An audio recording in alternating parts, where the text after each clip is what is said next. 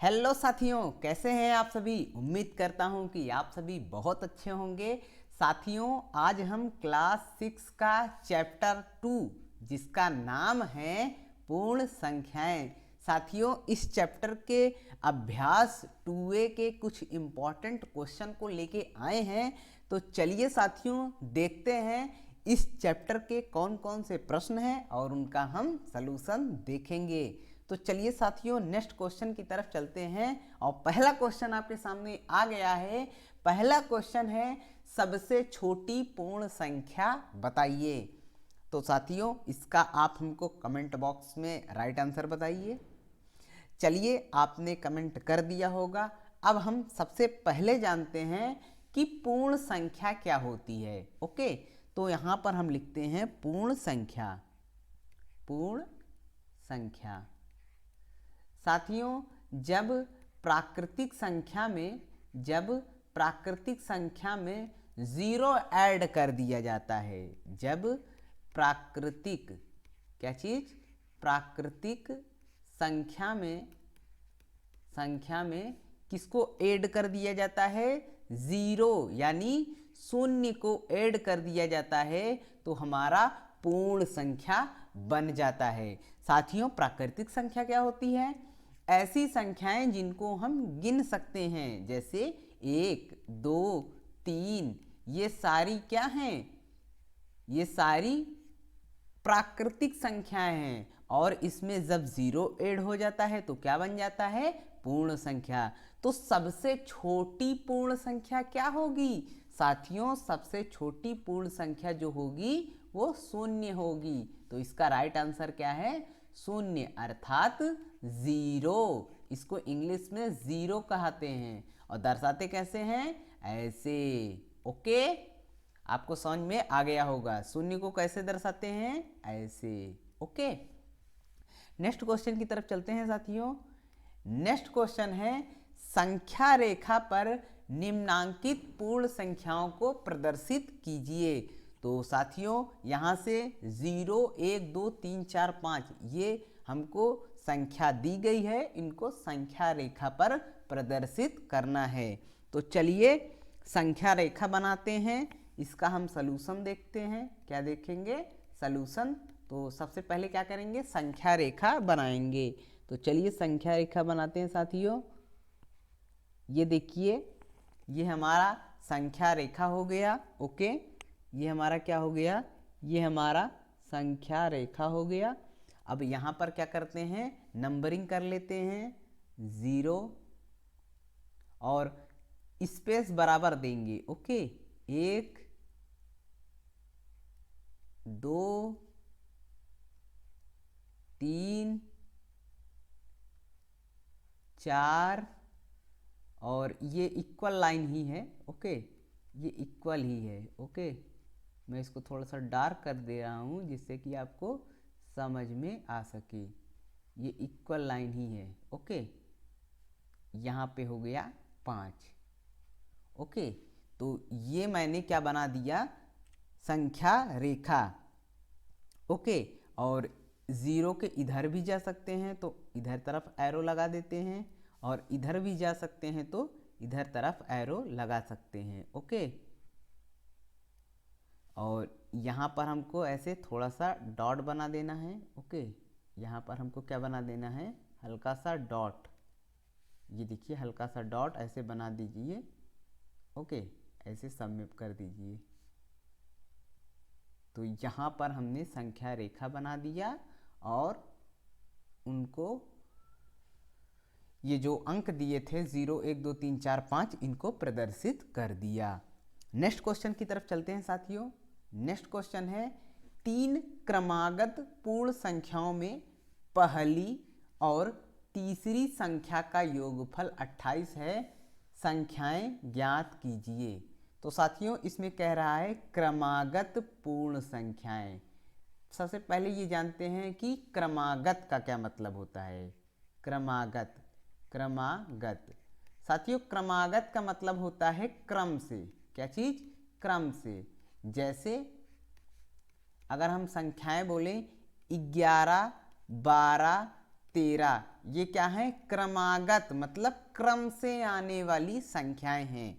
हम कहें 17, 18, 19, ये भी क्या है? क्रमागत पूर्ण संख्याएं हैं। ओके, या प्राकृतिक संख्याएं हैं।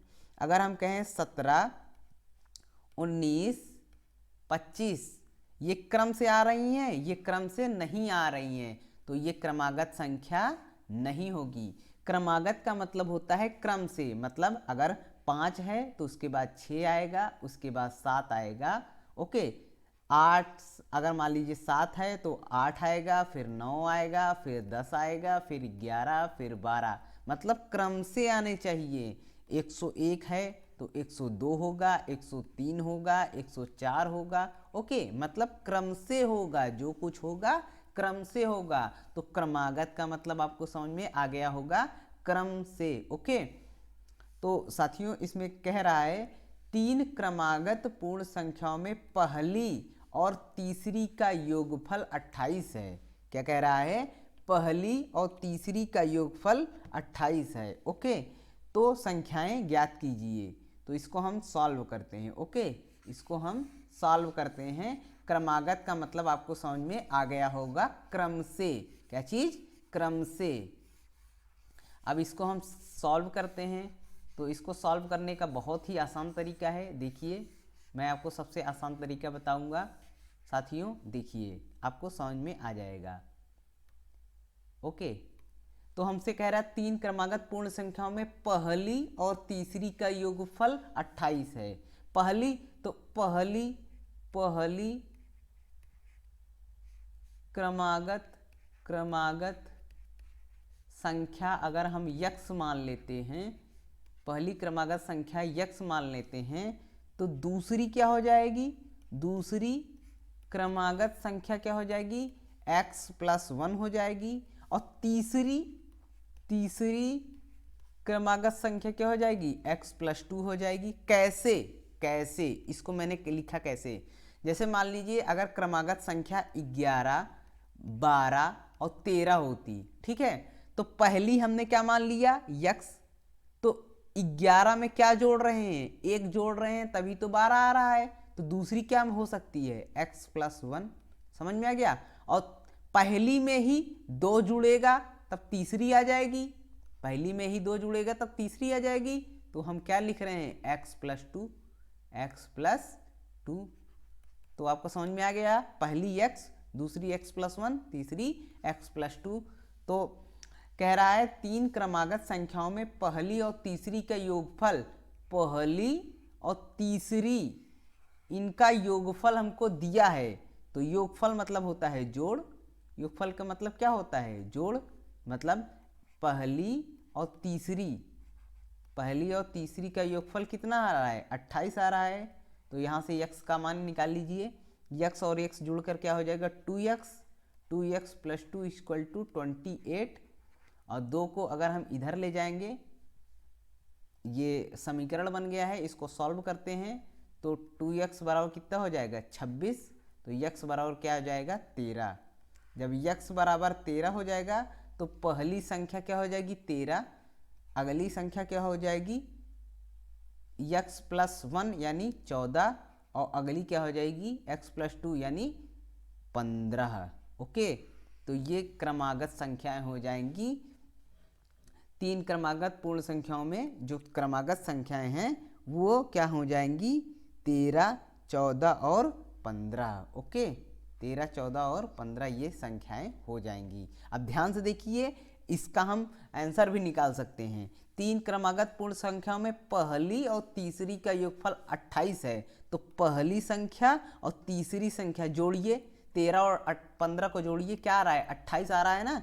5, 3, 8 और 1, 1, 2, 28 आ रहा है। तो संख्या ज्ञात कीजिए। इस प्रकार आप चेक भी कर सकते हैं। ओके, चेक कैसे कर सकते हैं? 13 और 15 को जोड़िए तो 28 आ रहा है। तो पहली और तीसरी की योगफल 28 आ रहा है। तो मतलब यही संख्याएं हमारी होंगी। ओके, नेक्स्ट क्वेश्चन की तरफ चलते हैं साथियों। नेक्स्ट क्वेश्चन में है, यदि 3 क्रमागत पूर्ण संख्याओं में मध्य की संख्या 39 हो तो तीनों संख्या ज्ञात कीजिए। तो पहले इसमें क्या आ रहा है, 3 क्रमागत पूर्ण संख्याओं में मध्य की संख्या 39 हो, मध्य की संख्या 39 हो, मतलब इसके पहले क्या होगा, 38 होगा, 39 होगा, फिर 40 होगा, तभी तो क्रमागत बनेगा। 38, 39, 40 तभी तो क्रमागत बनेगा। तो हमने ऐसे ही निकाल दिया 38, 39 और 40। ठीक है, तो मध्य की संख्या दे रखी है 39, तो इसके पहले क्या होगा, एक घट जाएगा और इसके बाद एक जुड़ जाएगा, है ना, तभी तो क्रमागत बनता है। जैसे मान लीजिए 11 है, फिर 12 है, फिर 13 है, तो 12 में क्या घटाएंगे कि 11 आ जाए, एक घटा देंगे, और 12 में क्या जोड़ेंगे, 13 आ जाए, एक जोड़ देंगे, है ना। तो अगर हमको मध्य की संख्या दे दी है 39, तो इसके अगला संख्या कौन आएगा, 40 आएगा, और इसके पिछला कौन सा आएगा, 38 आएगा। तो यही तो संख्याएं बन जाएंगी। समझ में आ गया होगा आपको। ओके, तो ये क्वेश्चन काफ़ी इंपॉर्टेंट है। नेक्स्ट क्वेश्चन की तरफ चलते हैं साथियों। नेक्स्ट क्वेश्चन है, प्राकृतिक संख्याओं के समूह में किस संख्या के सम्मिलित कर देने पर वह पूर्ण संख्या का समूह बन जाती है या बन जाता है। तो साथियों ये तो पहला ही क्वेश्चन एकदम सेम टू सेम है। अगर हम प्राकृतिक संख्या में प्राकृतिक संख्या में 0 जोड़ देते हैं, यानी शून्य जोड़ देते हैं, तो क्या बन जाता है, पूर्ण संख्या। क्या बन जाता है, पूर्ण संख्या। मतलब प्राकृतिक संख्याओं के समूह में शून्य को ऐड कर देने पर, यानी 0 को जोड़ देने पर वो क्या बन जाएगा, पूर्ण संख्या बन जाएगा। तो इसका जो राइट आंसर है वो क्या है, उसका जो राइट आंसर है, कौन सी संख्या जोड़ देंगे, 0 यानी शून्य को जोड़ देंगे तो वो पूर्ण संख्या बन जाएगी। नेक्स्ट क्वेश्चन की तरफ चलते हैं दोस्तों। साथियों अभ्यास 2A में केवल 5 ही प्रश्न आपके बुक में दिए गए हैं, तो हमने यहाँ पर सॉल्व करा दिया है।